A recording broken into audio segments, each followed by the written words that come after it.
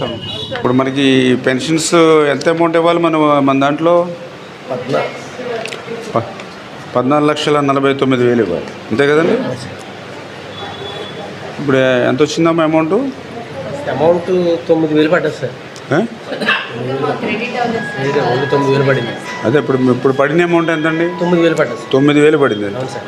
14,49,000 రావాలి మీకు. రావాలండి. వచ్చింది 9,000. 9,000 పడ్డది సార్. మరి ఇక్కడ ఇంకా చాలామంది ఉన్నారు పెన్షన్దారులు. అదే పర్లేదు సార్. అంటే ఇప్పుడు మీకు అమౌంట్ రాలా?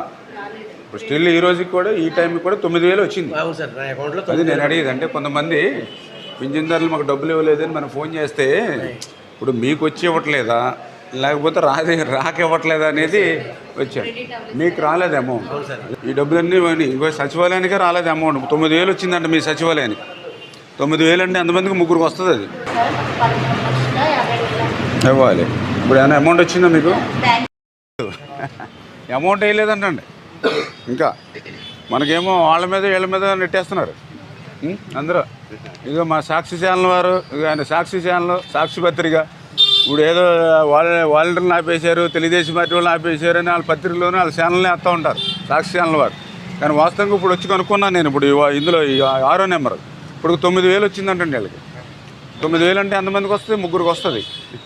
ఇప్పుడు నేను మళ్ళీ అక్కడ సచివాలయంకి వెళ్ళాను, ఏది 8వ నెంబర్కి. అక్కడ వాళ్ళకి 12,53,000 రావాలి. 3,80,000 వచ్చింది వాళ్ళకి. ఇదివరకు ఏంటంటే ప్రతి నెల కూడా 30వ తారీఖునే 31వ తారీఖునే వచ్చేస్తుంది పింఛన్ల